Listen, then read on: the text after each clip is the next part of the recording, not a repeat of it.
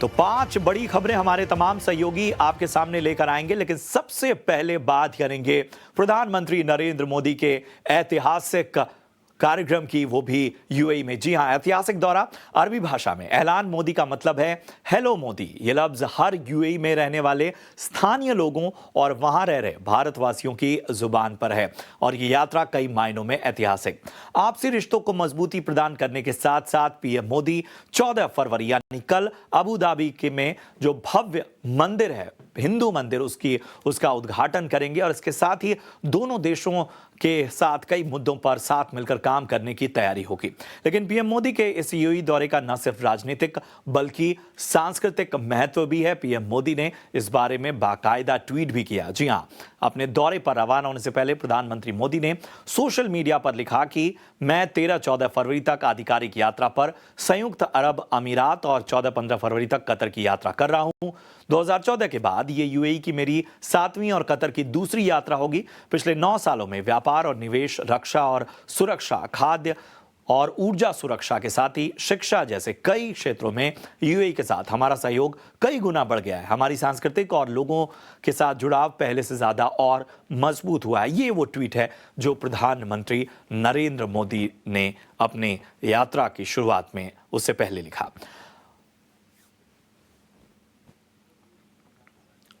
और चलिए अब आपको अबू धाबी में किस तरह की इस वक्त वहां हलचल है, टाइम्स नेटवर्क से हमारे सहयोगी सुशांत सिन्हा वहां मौजूद हैं।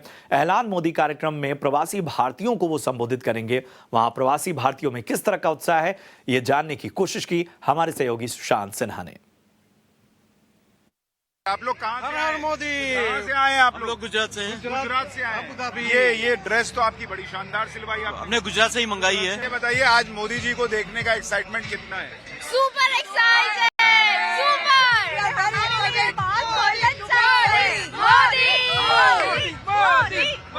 अच्छा, अमूमन लोगों में इतना एक्साइटमेंट फिल्म स्टार्स को लेके रहता था, क्रिकेटर्स को रहता था, ये नेता को लेके इतना एक्साइटमेंट क्यों है?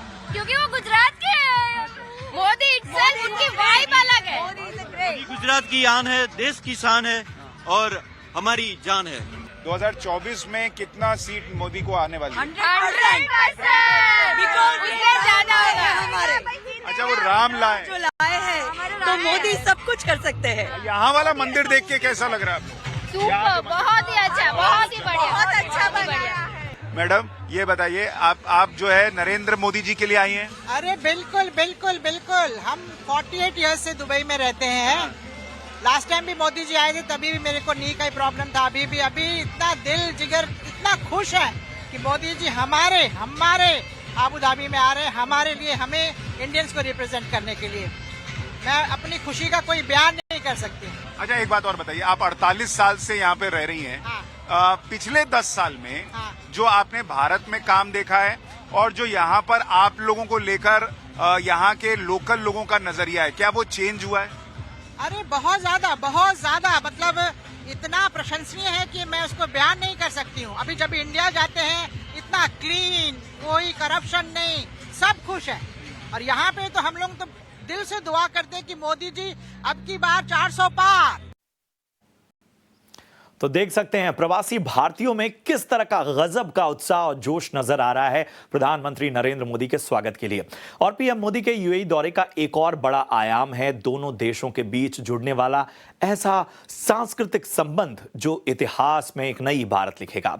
14 फरवरी यानी कल पीएम मोदी अबू धाबी के पहले हिंदू मंदिर का उद्घाटन करेंगे। यह मंदिर कितना भव्य है और कितना खास है, देखिए अबू धाबी से हमारे सहयोगी सुशांत सिन्हा की यह खास रिपोर्ट।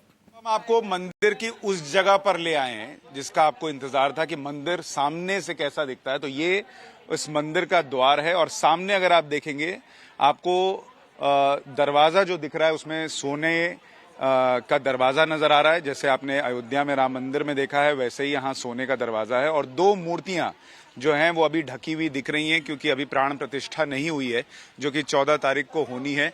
और अगर आप इस हिस्से को देखेंगे, थोड़ा सा बाहर के हिस्से को, तो ऊपर का हिस्सा जो है वो आपको पिंक मार्बल का दिख रहा है, लेकिन ये नीचे का हिस्सा जो है ये आपको पूरा सफेद नजर आ रहा है। नीचे आप देखेंगे आपको मोर नजर आ रहे हैं और ऊपर आप देखेंगे तो आपको ऊंट और मरुस्थल नजर आ रहा है। तो जिस हार्मनी की हम बात करते हैं, अगर आप, मुझे नहीं लगता कि रेगिस्तान में मोर होता है, तो ये हिस्सा जो है वो आपको भारतीय संस्कृति को दिखा रहा है। इधर आपको ऊपर रेगिस्तान और ऊंट दिख रहा है। यहाँ आप देखिए, यहाँ आपको जो है ये आपको BAPS संस्था से जुड़े हुए लोग और ये शेख भी नजर आ रहे हैं। और आपको जानकर आश्चर्य होगा कि ये सारी चीजें जो है ना वो यहाँ बनाई नहीं गई हैं, ये सारी भारत में बनी और फिर यहाँ लाकर इनको एक एक चीज को व्यवस्थित किया गया है। तो ये अपने आप में बहुत ही शानदार दिखता है। तो पूरी मेहनत और सबसे बड़ा संदेश जो हार्मनी का दिया गया है, जिसकी हम बात कर रहे हैं। भाई आपका क्या नाम है?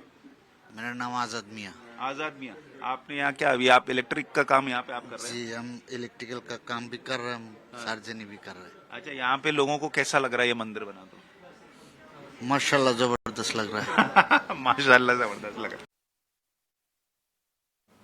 तो एक तरह से जो कहते हैं ना हार्मनी, सद्भाव का प्रतीक ये मंदिर बनने वाला है और वहां रहने वाले भारतीयों में तो जबरदस्त उत्साह है। मंदिर से जुड़ी संस्था BAPS से जुड़े लोग भी इस ऐतिहासिक मौके को लेकर बेहद उत्साहित हैं। ये BAPS हिंदू मंदिर अबू धाबी का लोकार्पण समारोह प्राण प्रतिष्ठा महोत्सव है और इस महोत्सव का बहुत बड़ा एक उत्साह, आनंद, उमंग भक्तों में, श्रद्धालुओं में, हमारे भारतीयों में दिख रहा है। तो पूरे विश्व से लोगों को एक बहुत बड़ी इंतजारी थी इस महोत्सव की। बड़ी उत्सुकता से सब इसकी प्रतीक्षा कर रहे थे और उस प्रतीक्षा का अब अंत आया है। तो America, Canada, Australia, New Zealand, England, European countries like France and Africa के देशों से, अरब देशों से, गल्फ कंट्रीज से बहुत सारे हरिभक्त, और स्वाभाविकता से भारत से तो है ही, तो बहुत उत्साह से विश्व के कोने कोने से यहाँ हरिभक्त पधारे हुए हैं। तो क्या खास, क्या आम, हर कोई PM मोदी के इस ऐतिहासिक दौरे को लेकर उत्साहित है और उत्साहित हैं जाने माने गायक सोनू निगम भी। उन्होंने आखिर प्रधानमंत्री नरेंद्र मोदी के इस स्पेशल आगमन पर क्या कहा, आपको सुनवाते हैं।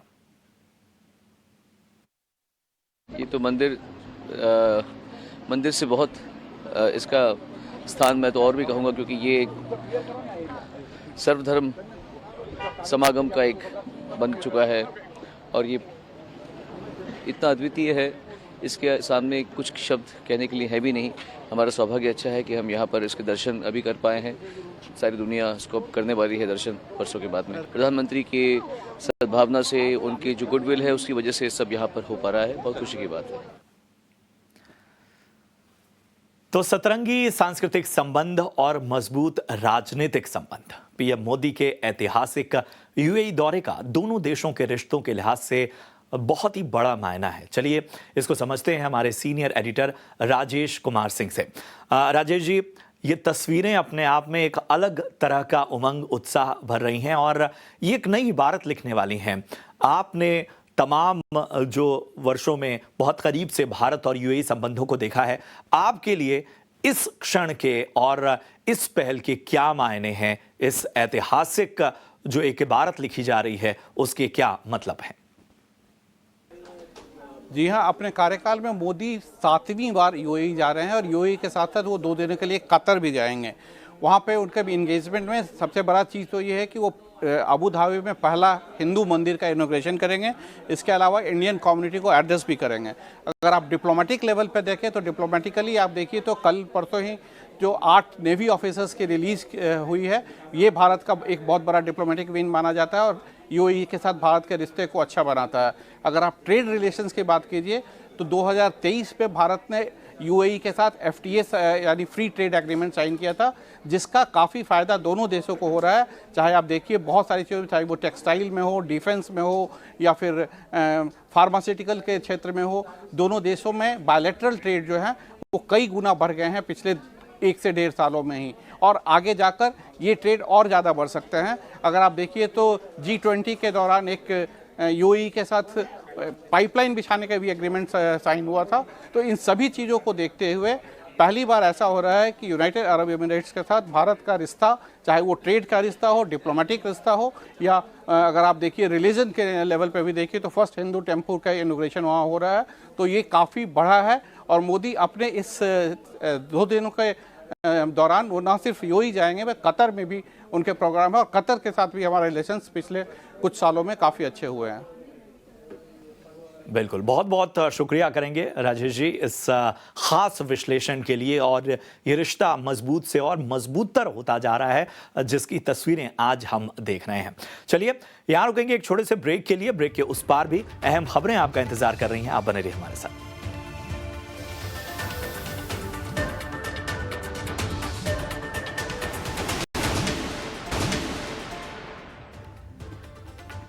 और चलिए अब रुक करते हैं कुछ और खबरों का। कोविड के बाद टर्म इंश्योरेंस की कीमतें कंपनियों ने 50% से ज्यादा बढ़ाई थी, लेकिन अब कीमतें घट रही हैं। Star Union Daiichi Life Insurance के MD and CEO Abhay Tiwari के मुताबिक पिछले 1 साल में कंपनियों ने टर्म इंश्योरेंस प्रीमियम 25% तक कम किया है और आगे भी इस तरह का ट्रेंड जारी रहेगा। उनसे खास बातचीत की हमारे सहयोगी अनुराग शाह ने।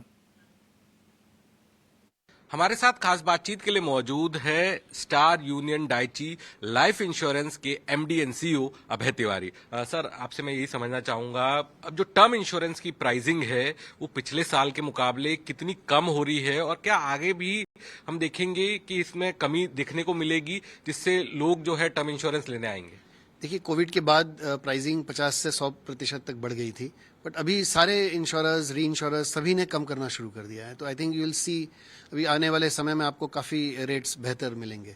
तो अब लोग कम ही कर रहे हैं, मतलब the rates are really coming down. अगर सर दर्शकों के लिए अगर प्रतिशत में आप बता पाएं कि कितने % तक जो रेट कम हो गया है और आगे और होगा? अभी देखिए, 1 साल में अगर बात करूं तो लोगों ने 20-25% कम कर दिया है already, and people are really also working towards it कि और कैसे ये बेहतर हो सकते हैं। बिकॉज अभी क्या होता है कि देखिए, अंडरराइटिंग जब होती थी तो आप उसमें भी अब हमने कहा कि भाई अंडरराइटिंग, मेडिकल अंडरराइटिंग वाले प्रोडक्ट जो है उनकी प्राइसिंग बिल्कुल अलग है, बट उनके में भी अब 25% 30% कम हो गया है। कहीं कहीं पे विदाउट अंडरराइटिंग वाले जो प्रोडक्ट्स हैं उसमें अभी तक उतने चेंज नहीं हुए हैं। मतलब बिकॉज लाइक से people are still worried about the risk कि भाई ये अगर प्रोडक्ट हम वैसे ही दे रहे हैं तो उसमें people are trying to understand कि वीडियो अंडरराइटिंग अगर कर लें हम या किसी और तरीके से अंडरराइटिंग कर लें तो can we then reduce the rates. So people are also trying to understand and make it really better for customers. Sir, अभी हमने देखा है कई सारे ऐसे घटनाएं सामने आई जो सडन कार्डियक अटैक से लोगों की मृत्यु हो रही है और यंग एज में 25 साल 30 साल 35 साल। तो इसको क्या आपने अपनी एक्चुअल कैलकुलेशन के अंदर सम्मिलित किया है या अभी इसमें वक्त लगेगा और इसके किस तरह के इम्प्लीकेशन देख रहे हैं आप? देखिए, मतलब ऐसे एक आध केसेस जरूर से बढ़े हैं जहाँ पे after Covid certain complications around different organs in the body we are noticing. But मुझे ऐसा लगता है कि ओवरऑल ये 1 साल में या एक इवेंट के बाद जो ओवर रिएक्शन होता है वो हो चुका है। अब people are trying to understand कि भाई is it really having a long term effect और नॉट।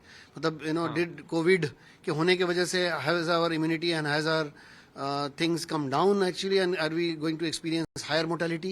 तो इस तरह की सोच है, but let me tell you कि ये 1 या 2 सालों में ऐसे नहीं हम निकाल सकते हैं या नहीं प्रेडिक्ट कर सकते। There are certain projections which are coming out by some of the reinsurers that may be things will become little worse off and that's where that rates have gone up.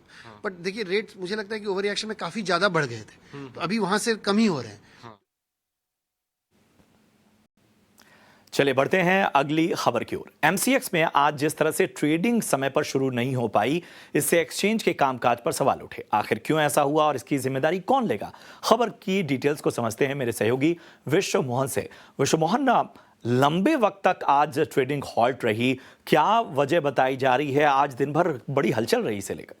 बिल्कुल, और सबसे पहले ET now स्वदेश पर ही इस खबर को दिखाया गया था। सबसे पहले हमने 9 बजे से पहले इस खबर को दिखाया था और बताया था कि एक्सचेंज की तरफ से ये जानकारी दी गई, उनके कॉर्पोरेट कम्युनिकेशन टीम की तरफ से ये बताया गया था कि आज 9 बजे से नहीं 10 बजे से ट्रेडिंग की शुरुआत होगी। फिर 10 बजे शुरुआत नहीं हुई, फिर 10 बजे से पहले ही एक और मैसेज उनकी तरफ से आया कि अब जो शुरुआत होगी वो 11 बजे से होगी। लेकिन 11 बजे से पहले फिर तीसरी बार मैसेज आया और नोटिफिकेशन भी जारी हुआ तीसरी बार MCX की तरफ से कि ट्रेडिंग अब 9 बजे न होकर 4 घंटे देरी से यानी 1 बजे से ट्रेडिंग की शुरुआत होगी। हालांकि 1 बजे में ट्रेडिंग की शुरुआत हुई और वहां से जो टेक्निकल दिक्कतें थी, जो बातें कही गई, वो रिजॉल्व कर दिया गया। तो जो टेक्निकल दिक्कतें क्या थी, वो ये था जो एंड ऑफ द डे जो पिछले प्रीवियस डे का जो प्रोसेस होता है पूरा, उनकी जो फाइल बनती है पोजीशन को लेकर, चाहे वो मार्जिन को लेकर, वो तमाम फाइलें प्रोसेस करने में प्रोसेसिंग उसकी काफ़ी धीमा हो रहा था और साथ ही जो फाइल का जनरेशन था वो नहीं हो पा रहा था। इसलिए एक्सचेंज ने ट्रेडिंग के समय को बढ़ा दिया और 4 घंटे देरी से आज ट्रेडिंग की शुरुआत हुई और यही वजह थी। हालांकि बहुत लोगों को लग रहा था कि नया सॉफ्टवेयर जो TCS की तरफ से शुरू हुआ था अप्रैल के महीने में, मिड अप्रैल से, उस वजह से दिक्कत हो रही है, लेकिन एक्सचेंज की तरफ से इसका क्लैरिफिकेशन आया कि नहीं, ये फाइल प्रोसेसिंग, फाइल जनरेशन में देरी हो रही थी, इस वजह से ये देरी हुई है। हालांकि 4 घंटे में भले ही देरी से हुई हो, लेकिन अब जो भी है सुचारू रूप से फिलहाल काम यहाँ पर ट्रेडिंग हो रहा है। विश्व मोहन, आपका इस अहम जानकारी के लिए। चलिए बढ़ते हैं आगे। और MCX पर 4 घंटे की देरी के बाद ट्रेडिंग सामान्य ढंग से तो शुरू हुई, लेकिन सेबी ने MCX से जवाब मांगा है। अंकुर मिश्रा हमारे सहयोगी इस वक्त जुड़ गए हैं। अंकुर, बताएं क्या सवाल उठाए सेबी ने? जी हाँ, MCX पर ट्रेडिंग वापस ज़रूर शुरू हो गई है, लेकिन एक्सचेंज ने साफ तौर पे कहा है ये जो डिले था वो इसलिए हुआ था क्योंकि प्रोसेसिंग स्लो थी और जो बैक एंड फाइल्स थी उनके जनरेशन में इशू था। एक तरीके से एक्सचेंज ये इंडिकेट कर रहा है कि किसी तरीके की सॉफ्टवेयर का इशू नहीं था और ये जो प्रॉब्लम थी वो बैकएंड फाइल ना क्लियर होने की वजह से थी। हमें जो सूत्रों ने बताया है कि मार्केट रेगुलेटर सेबी इस मामले के हर पहलू की ज़रूर जांच करेगा। एक root cause analysis report exchange द्वारा मांगी जा सकती है और उसके बाद एक डिसीजन लिया जाएगा कि किस तरीके का एक्शन अगर लिया भी जाना है जो एक्सचेंज पर। जो एक्सचेंज है वो पूरी मामले का जो रिपोर्ट है वो सेबी को एक तय समय में भेजेगा और उसके बाद ये एक्सचेंज की जो रिपोर्ट है उसके बेसिस पे सेबी की टेक्निकल एडवाइजरी कमेटी ये डिसाइड करेगी कि आगे किसी तरीके का कोई फाइनेंशियल डिसइंसेंटिव देना है, यानी कि कोई पेनल्टी इंपोज करनी है या किसी और तरीके का एक्शन MCX पर डिलेड जो स्टार्ट है ट्रेडिंग है उसके लिए लिया जाना है या नहीं। शुक्रिया करेंगे आपका अंकुर। और चलिए एक बार फिर हम जरा विश्व मोहन का रुख करेंगे। आज बाजार में किस तरह का एक्शन रहा और बाजार की चाल कैसी रही, ये हाई पॉइंट्स बताने के लिए मेरे सहयोगी विश्व मोहन मेरे साथ फिर से जुड़ चुके हैं।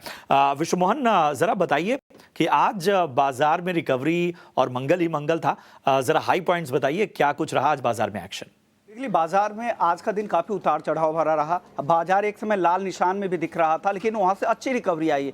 अगर आप दिन के कारोबार से देखें तो दिन यहाँ पर रिकवरी काफ़ी अच्छी दिखेगी। खास करके बैंक निफ्टी में ज़बरदस्त रिकवरी दिख रही और दिन की ऊंचाई के आसपास बंद हुआ। करीब 700 अंकों की तेजी दिखी। निफ्टी में भी करीब 125 अंकों की मजबूती यहाँ पे दिखी। लेकिन यहाँ पे बाजार में आज क्या चल रहा है, तो निफ्टी में चढ़ने वाले शेयरों की अगर बात करें तो कोल इंडिया, जहाँ ज़बरदस्त तेजी दिखी, बेहतर नतीजों के बाद यहाँ पर बाजार ने उसे थम्स अप दिया और 4.5% की मजबूती के साथ कोल इंडिया बंद हुआ है। इसके अलावा UPL 4.5% की तेजी यहाँ भी दिखी। एक्सिस बैंक और ICICI बैंक चल रहे थे, तो इन दोनों प्राइवेट बैंक दिग्गज में जबरदस्त तेजी थी। करीब 2.5% की तेजी दोनों ही बैंकों में देखने को मिली। लेकिन निफ्टी में गिरने वाले शेयरों की अगर बात करें तो दबाव कहां से था, हिंडाल्को, जहां पर भारी गिरावट दिखी, करीब 12.5% गिरकर शेयर बंद हुआ। ग्रासिम इंडस्ट्रीज 4% की गिरावट यहां पर भी दिखी। डिवीज लैब और अल्ट्राटेक सीमेंट, ये दोनों काउंटर ऐसे थे जहां पर भी 1% से ज्यादा की गिरावट दिखी। लेकिन कुछ ऐसे पॉकेट्स थे बाजार में जहां पर जबरदस्त तेजी दिखी। उसमें फाइनेंशियल शेयर्स, जिसमें Cholamandalam investments, Poonawalla fin, L&T finance और M&M फाइनेंशियल्स, ये शेयर्स ऐसे थे जहां पे 2 से 4% तक की तेजी दिखी। मतलब अच्छी तेजी बैंकिंग और फाइनेंशियल शेयरों में देखने को मिली है। इसके अलावा रेलवे शेयरों में जबरदस्त रफ्तार थी। सरकारी कंपनियां IRFC, इरकॉन, रेल विकास निगम और टेक्स मैको रेल, इन शेयरों में जबरदस्त तेजी थी। 15% तक की तेजी IRFC में, इरकॉन में 9%, रेल विकास निगम और टेक्स मैको रेल में भी जबरदस्त तेजी का रुख था। लेकिन कुछ पॉकेट्स ऐसे भी थे बाजार में जहां पर आज दबाव भी देखने को मिला। उसमें सीमेंट शेयरों, जिसमें मंगलम सीमेंट जहां 4% के आसपास की गिरावट देखी। इसके अलावा JK Lakshmi cement, Ramco cements में भी 2 से 3% के आसपास की गिरावट दिखी। एक और पॉकेट्स था जहां पर आज काफ़ी दबाव दिखा, उसमें मेटल शेयर थे। NMDC करीब 1.5% गिरकर बंद हुए। सेल, नाल्को, JSPL, जहां पर भी 1 से 2% के आसपास की गिरावट आज के सत्र में रही। जी करेंगे विश्व मोहन आपका बाजार की तमाम अपडेट्स देने के लिए। चलिए इसी के साथ दीजिए इजाजत। आप देखते रहिए ET नाउ स्वदेश। नमस्कार।